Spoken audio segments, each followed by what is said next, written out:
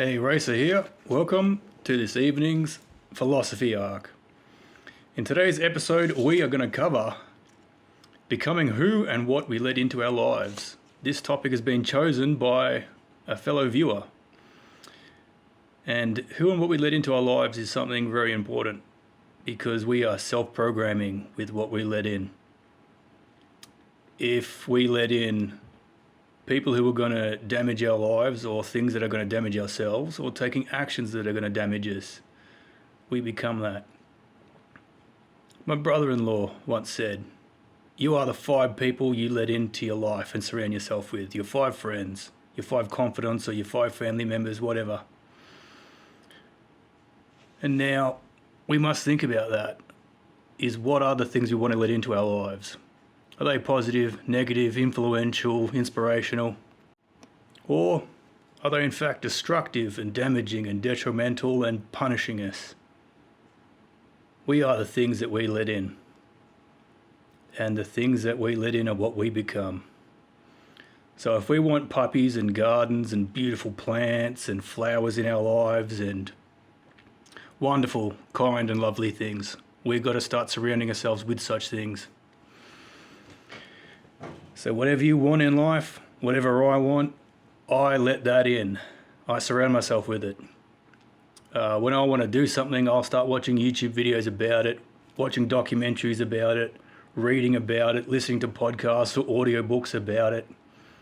I wanted to be more of a philosopher and everything, and that happened about in probably my early 20s, where I started to pursue and think about the truth things of the world and rip them apart and really analyze them.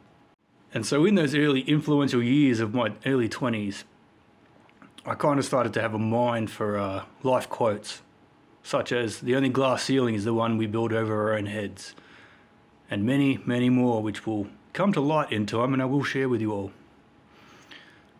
So what are the things we want to surround ourselves with?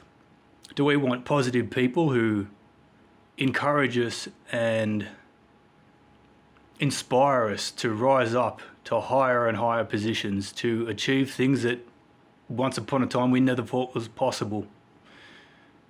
And once upon a time someone pointed at the moon and said, I want to go there. And the person next to them turned to them and said, yeah right mate, dream on buddy. Tell him he's dreaming. And they laughed in that person's face who reached for the moon.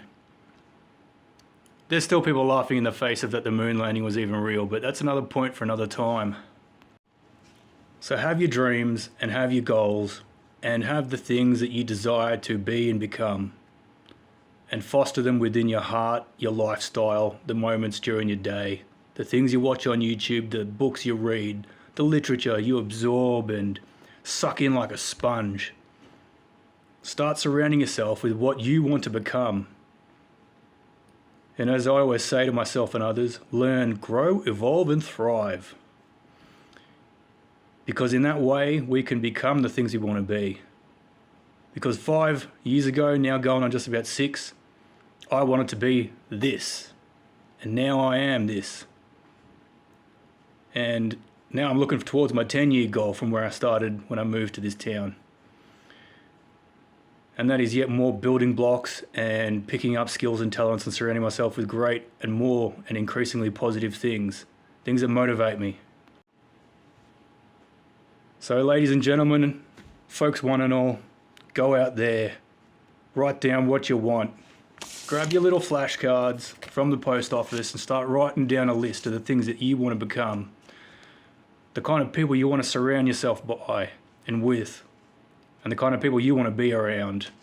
Yeah, write down what you expect from the world, what you want to give to the world, and what you want to take from the world is inspiration and motivation, and be inspired by what you can be.